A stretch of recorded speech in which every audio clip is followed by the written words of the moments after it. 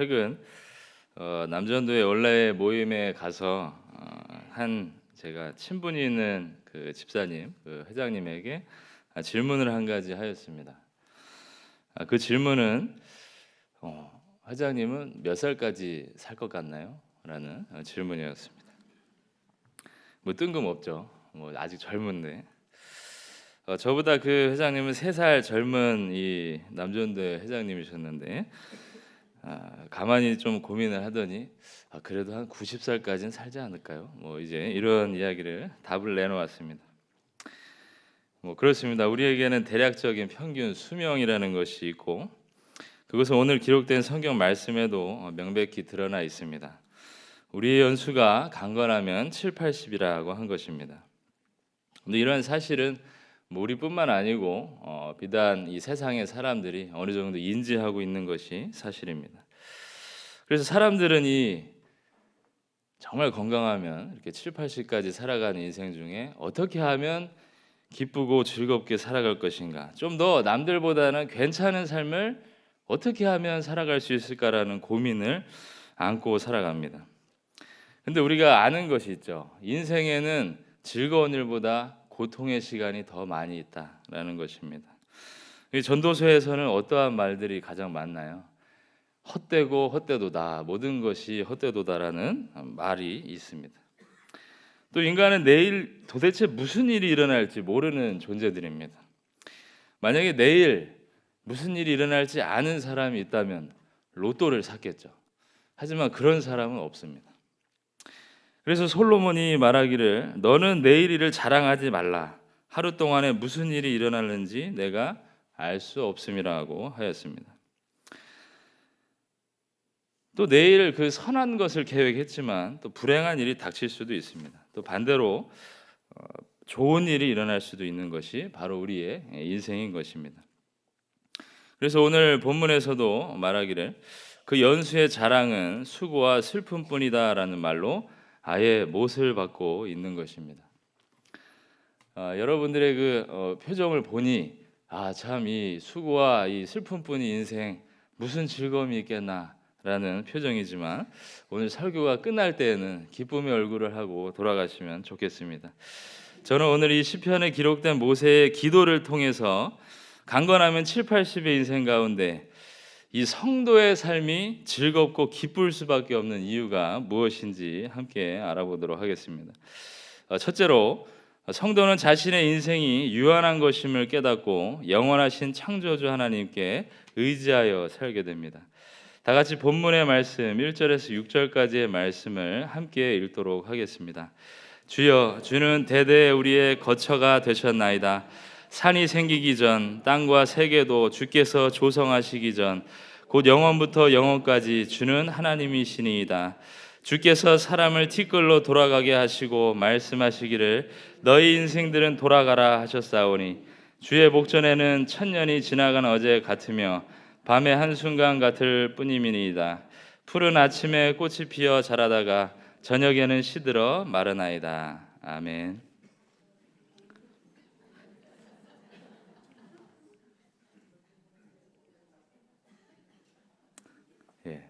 제가 죄송합니다. 5절을 빠뜨렸는데 5절과 6절 다시 읽도록 하겠습니다. 주께서 그들을 홍수처럼 쓸어가시나이다. 그들은 잠깐 자는 것 같으며 아침에 돋는 풀 같으니이다. 아멘.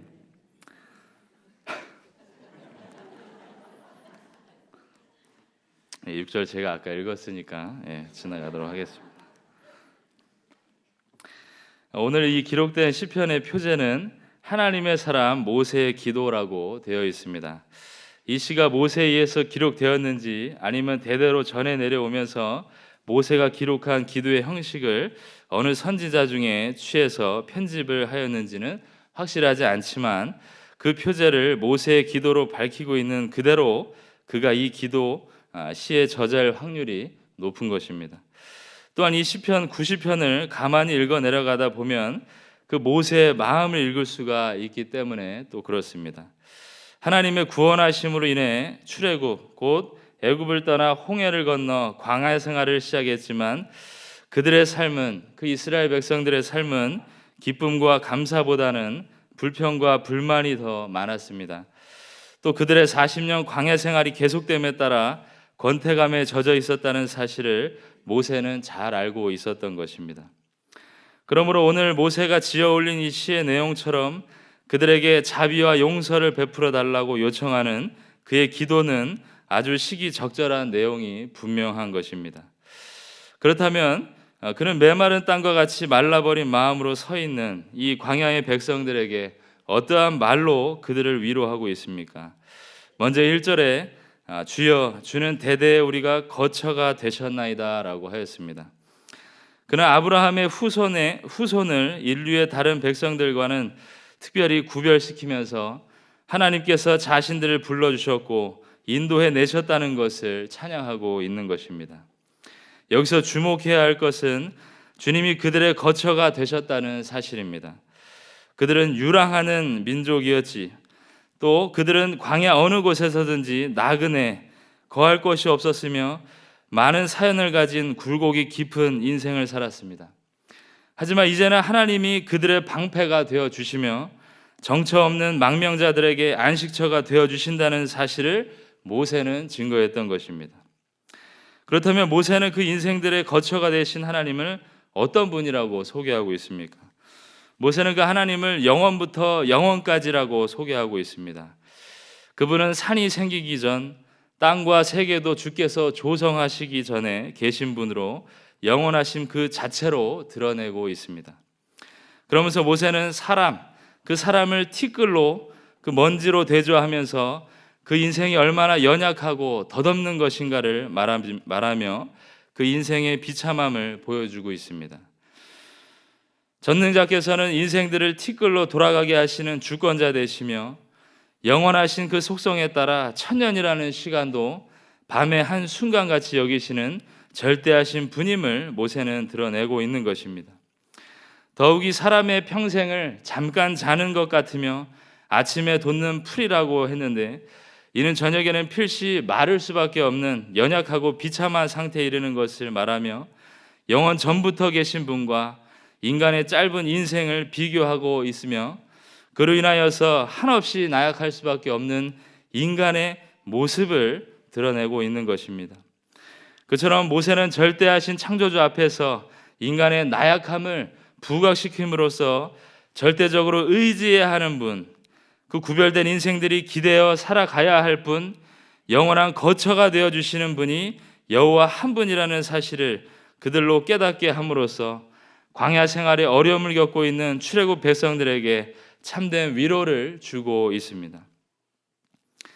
우리가 아는 이름 중에 하루살이라는 곤충이 있습니다. 저는 어렸을 때 이 곤충 채집을 참 좋아했는데 유일하게 하루살이가 날고 있는 것을 보면 잡지 않았습니다. 왜냐하면 어려서지만 이 곤충이 하루만 산다는 생각을 했을 때는 참으로 불쌍해 보였기 때문입니다. 나중에 알고 보니 이 하루살이는 2, 3일 정도 살 수가 있는데 그 개체가 오래 살 수 없는 것은 입이 없기 때문이라고 합니다. 입이 없어 성충이 되어 힘을 유지할 길은 없고 오직 짝짓기를 위해서 태어나 이를 완수하고 생을 마감하는데 결국은 다시 흙으로 돌아가는 것이 그 하루살이의 일생인 것입니다. 또한 우리의 인생 가운데 장례식장을 가보면 얼마나 많은 사람들이 줄을 지어 납골되는지 모릅니다. 여느 사람의 말처럼 올 때는 순서가 있으나 갈 때는 순서가 없다라는 말이 온전히 이해가 되는 것입니다. 그리고 화장이 된 고인의 육체는 한 줌의 재가 되어 함에 담기고 땅에 묻힘으로써 그 인생의 마지막이 되고 그것은 피할 수 없는 인생의 순리가 다 됩니다. 여기에 있는 누구 하나 다 그렇게 한 줌의 재가 되는 것입니다. 주님이 티끌로 돌아가라고 말씀하셨던 것처럼 티끌로 돌아갈 뿐입니다. 욥의 고백도 그러합니다. 적신으로 나왔은즉 적신으로 돌아갈 뿐이다. 하지만 모세는 이러한 절망적인 이야기를 이스라엘 백성에게 들려주고자 하는 것이 절대로 아닙니다. 오히려 광야 생활에 정말 넌더리가 나 있는 이 백성들을 향하여서 우리가 갈 거처가 있다라고 말하는 것입니다. 너희에게는 영원부터 영원까지 함께 하시는 하나님의 시간이 있다. 비록 그 시간이 짧을지라 할지라도 그 영원하신 하나님의 깃대어 살아가는 자들에게는 거처가 있다라고 말하는 것입니다. 그 주님의 영원한 거처가 여러분들의 거처가 되기를 바랍니다. 이 짧은 인생에 위로받고 기쁨으로 살아가기 위해서 그 영원한 거처에 있다는 사실은 필수적입니다. 제 딸이 엄마 아빠를 말했을 때 참 기뻤습니다. 근데 제가 진짜 기뻤었던 적이 있었는데 그때는 제 딸의 입으로 교회라는 이름을 말했을 때였습니다. 어느 날 엄마와 제 딸과 이렇게 차를 타고 교회 주차장으로 들어가는데 교회라는 말을 한 것입니다. 왜 그것이 저에게는 기쁨이 되었을까요? 그 시작의 인생이 있어서 그 어린아이가 이 힘들고 고진 세월을 살아가는데 유일한 소망이 되는 이름이기 때문입니다. 그 교회 안에 예수 그리스도의 은혜가 있고 그 교회 안에 구원이 있습니다. 그 이름 안에 그 인생이 한평생 살아가야 할 소망이 있고 기대해야 할 거처가 있다는 사실 때문에 그 교회라는 이름을 말했을 때 저는 너무나 기쁨이 충만하였습니다. 우리 믿는 자들에게 있어서 거처가 있다라는 확실한 예수님의 말씀 속에 우리는 소망이 있고 기쁨이 있는 것입니다. 나 있는 곳에 너희도 있게 하겠다. 내 아버지 집에 거할 것이 많도다라고 말씀하신 그 예수님 앞에 오늘도 여전히 주님께서 거처를 마련해 주셨다는 사실 속에 늘 기쁨의 인생살이를 살아가시는 성도님들 되시기를 바랍니다. 두 번째로 성도는 자신이 본질적으로 죄인임을 인정하고 회개하는 지혜를 발휘하게 됩니다. 다 같이 본문의 말씀 7절에서 12절까지의 말씀을 함께 읽겠습니다. 우리는 주의 노에 소멸되며 주의 분내심에 놀라나이다. 주께서 우리의 죄악을 주의 앞에 놓으시며 우리의 은밀한 죄를 주의 얼굴빛 가운데 두셨사오니 우리의 모든 날이 주의 분노 중에 지나가며 우리의 평생이 순식간에 다하였나이다. 우리의 연수가 70이요 강건하면 80이라도 그 연수의 자랑은 수고와 슬플 뿐이요 신속히 가니 우리가 날아가나이다. 누가 주의 노여움의 능력을 알며 누가 주의 진노의 두려움을 알리이까. 우리에게 우리날 계수함을 가르치사 지혜로운 마음을 얻게 하소서. 아멘. 모세는 전능하신 창조주 하나님과 인간의 한계를 비교한 뒤에 하나님의 진노 앞에 놓인 그 인간의 죄악에 대해서 말해주고 있는데 이는 전능하신 하나님을 깨닫기에 아주 탁월한 언급이 아닐 수가 없습니다. 7절에 우리는 주의 노에 소멸되며 주의 분내심에 놀란다라고 하였습니다. 사실 11절까지의 내용은 주님의 그 진노하심, 그 하나님의 진노하심 앞에 두려워 떨 수밖에 없는 인간의 가련함을 보여줍니다. 유한한 인간이 하나님의 진노 앞에 선다면 어떠한 결과를 맞이하겠습니까? 마땅히 서 있을 수조차도 없을 것이며 그 고난을 감당해야 할 수 있는 인간은 이 땅에 없을 것입니다. 그렇다면 하나님께서는 인간의 죄를 어떻게 다루고 계신다고 하셨습니까? 우리 8절 말씀에 주께서 우리의 죄악을 주의 앞에 놓으시며 우리의 은밀한 죄를 주의 얼굴빛 가운데 두셨사오니 라고 하였습니다. 여기서 은밀한 죄란 어떠한 사실을 남들이 보거나 알지 못하도록 비밀스럽게 숨긴다라는 의미를 가지고 있습니다. 본래 인간은 자신이 저지른 죄들에 대해서 다른 사람이 알지 못하도록 감추고 위장하려는 속성이 있습니다. 하지만 하나님 앞에서는 어림도 없는 일이 됩니다. 왜냐하면 그 죄악을 주의 얼굴빛 가운데 두셨기 때문이라고 하였습니다. 사람은 사람을 속일 수 있어도 주님은 속일 수가 없습니다. 예레미야 17장 10절에 나 여호와는 심장을 살피며 폐부를 시험하고 각각 그 행위와 그의 행실대로 보응한다라고 하였습니다. 또 고린도전서 4장 5절에서 주께서 오시기까지 아무것도 판단하지 말라. 그가 어둠에 감추인 것들을 드러내고 마음의 뜻을 나타내신다 하였으며 결국 그리스도의 심판대 앞에 나타내게 되어 각각 그 행한 것에 대한 심판을 받게 될 것이라고 했기 때문입니다. 모세는 계속해서 우리의 인생이 그 주님의 분노 중에 지나간다는 사실을 통해서 인생의 덧없음을 강조하고 있습니다. 그러니까 죄악된 인생은 평생의 날들이 한숨이 되어 죄악된 행위에 대한 심판을 남겨놓은 헛된 인생이 될 것이라고 한 것입니다.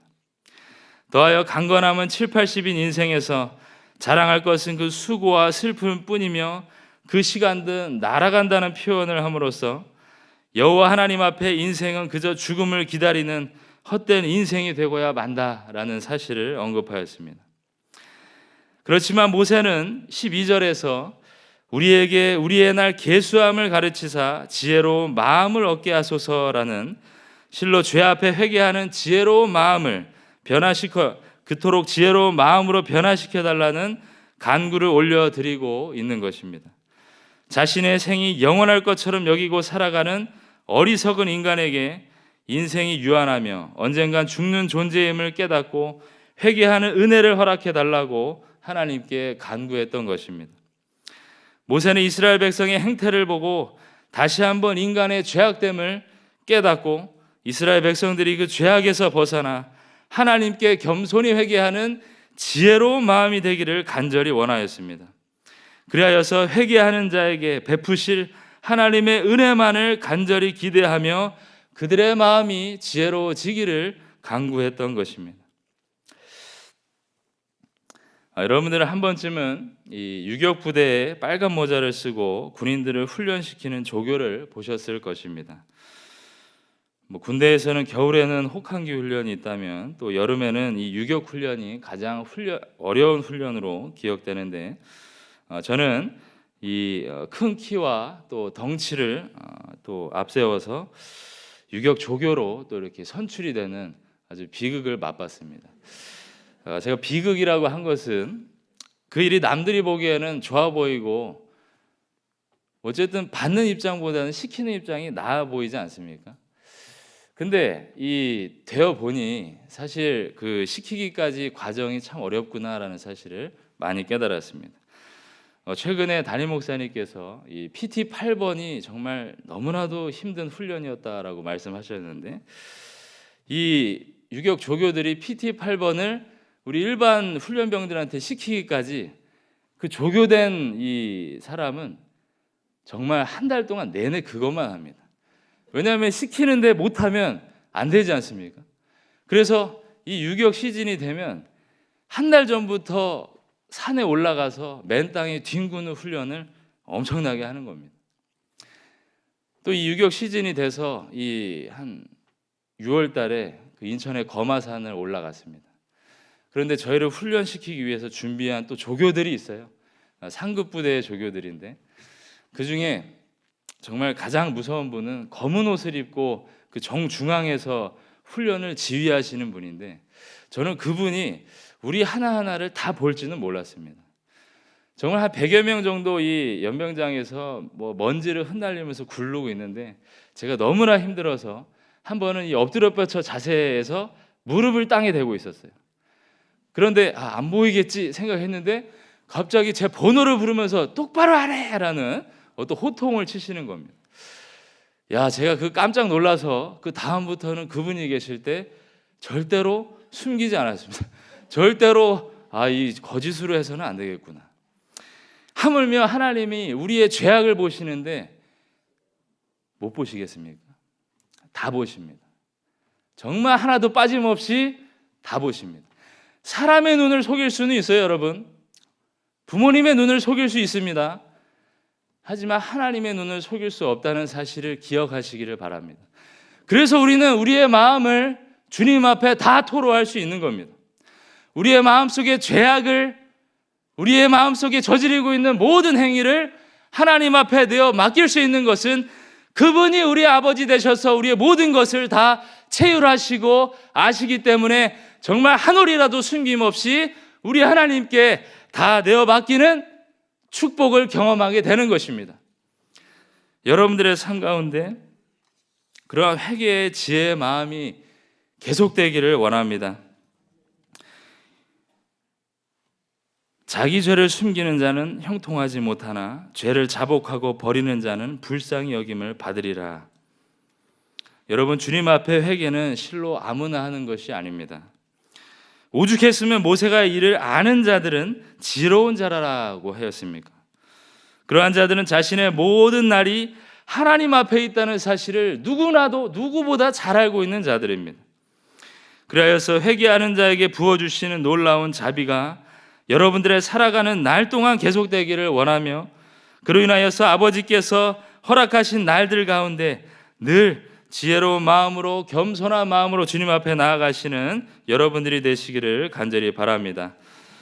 셋째로, 우리 성도는 주님의 은혜만이 저주 아래 있던 우리를 즐겁고 기쁘게 살게 해주는 것을 체험합니다. 다 함께 본문의 말씀 13절에서 15절까지의 말씀을 함께 읽겠습니다.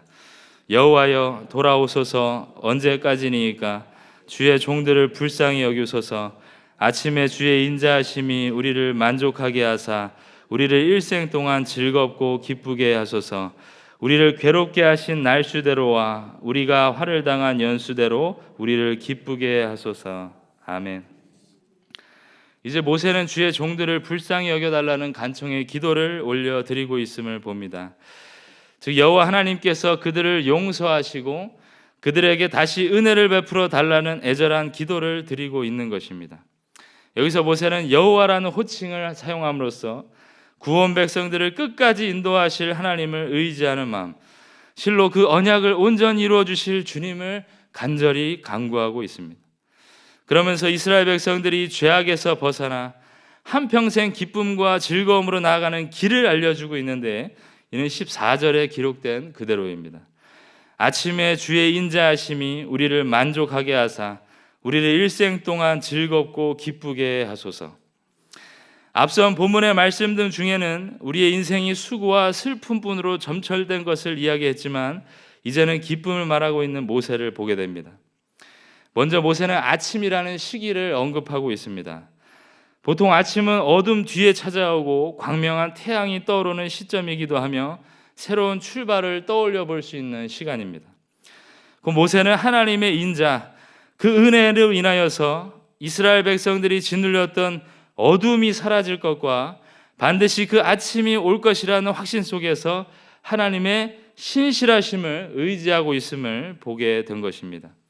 그리고 그 주의 인자하심만이 우리를 만족해 한다라고 하였습니다. 이 만족은 풍성히 체험을 의미합니다. 비록 눈물 골짜기 인생, 수고와 슬픔뿐이 인생이라 할지라도 아침마다 주의 인자하심을 경험할 때 비로소 인생의 즐겁고 기쁜 날들을 맛보게 될 것이라는 말씀을 전한 것입니다. 특별히 여기서 즐겁고로 번역된 이 원어의 뜻은 너무나 기뻐서 크게 소리 지르며 노래하는 것을 의미합니다. 사람이 그렇지 않습니까? 정말 기쁜 일을 받거나 기쁜 일을 경험했을 때 그 안에서 그 기쁨을 감출 수가 없습니다. 이는 주의 은혜로 채워진 자들이 얼마나 활력 있는 삶을 살게 될 것인지 잘 보여주는 말씀입니다. 그러면서 모세는 이 분위기를 몰아 확실히 말하기를, 우리를 괴롭게 하신 날수대로와 우리가 화를 당한 연수대로 우리를 기쁘게 하소서라고 하였습니다. 여기서 괴로움을 받은 그 날수대로와 또 연수대로라는 이 반복적인 시간적 개념은 모세가 받았던 고통, 그 모세와 함께 이스라엘 받았던 고통이 심히 깊었음을 알게 합니다. 그토록 어렵고 힘들었던 나날들을 지나 앞으로의 시간은 그 고난과 슬픔이 종식이 되어 기쁨과 소망으로 채워진 날들을 보내게 해달라는 간구를 올려드리고 있는 것입니다. 그처럼 모세는 이 기도를 통해서 이스라엘 백성들이 진정 바라고 간구해야 할 것은 하나님의 은혜다. 그것만이 이들을 만족하게 되며 그 은혜만이 기쁨과 즐거움을 주는 유일한 기름을 깨닫게 하는 기도를 드림으로써 비통과 고난에서 벗어나 하나님이 베푸시는 기쁨의 삶을 영위하기를 원하는 마음으로 기도를 올렸던 것입니다. 저는 작년 희년 때 올림픽에 우리 성도들의 진면목을 보았습니다. 실로 희년이라는 이 교회의 희년을 맞이하여서 즐거움의 축제가 우리 성도님들의 모습을 통해서 드러났기 때문입니다. 그렇다면 그 가운데 가장 기뻤던 시간은 무엇이었습니까? 한번 떠올려 보시기를 바랍니다. 평상시 잘 모이지 않았던 가족을 다 함께 봐서 좋았던 시간, 또 오랜만에 찾은 성도, 자신이 태신자로 품었던 자들이 또 그 시간에 또 오셔서 또 마주했던 시간, 또 교구로 또 내 팀으로 편성되어서 게임을 하며 또 승리했던 그 순간, 표정들을 보니 별로 즐거웠던 것 같지는 않으신 것 같은데, 참으로 하나님의 은혜가 희년을 맞은 경향이 가득 채워졌던 시간이 아닌가 돌이켜 보게 됩니다. 그런데 그 가운데서도 하이라이트를 뽑으라고 하면 아마도 경품 추천의 시간이 아닐까 생각해 봅니다. 우리는 희년의 올림픽을 진행하면서도 주머니 속에 경품 번호를 꼭 챙겼습니다. 사람은 가도 번호는 챙긴다라는 일념으로 가는 사람에게 번호를 받아서 여러 개 들고 있었던 성도님들도 보았습니다. 제가 왜 그 시간을 기억하시는지 아십니까? 저는 사실 본부석에서 이 매 경품이 추첨될 때마다 여러분들의 표정을 볼 수가 있었는데, 정말 이 설교 때는 볼 수 없었던 그 기대, 정말 그 표 하나에 그 입술에서 어떤 번호가 나올지 기대하는 그 표정, 참 잊을 수가 없습니다. 그리고 그 경품이 당첨되었을 때 그분의 모습, 정말 춤을 추면서 앞으로 나오며 경품이 당첨됐다라는 그 모습은 아마 천국 가기 전까지 잊지 못할 것이 분명합니다. 경품이 당첨되기 전과 후는 다른 것입니다. 마찬가지로 하나님의 말씀을 듣고 체험한 자와 그렇지 못한 자도 마찬가지입니다. 하나님이 말씀이 주는, 하나님이 은혜가 주는 그 기쁨을 맛본 자들은 오늘 이 자리에 나오는 겁니다. 여러분들은 그 기쁨과 즐거움, 우리 인생 가운데, 그 시간 가운데, 고난 가운데, 슬픔 가운데 있지만 그 위에 하나님이 주시는 은혜가 주는 즐거움이 얼마나 큰 것인지 알기 때문에 여러분들은 오늘 노동절인데도 이 자리에 나오신 겁니다.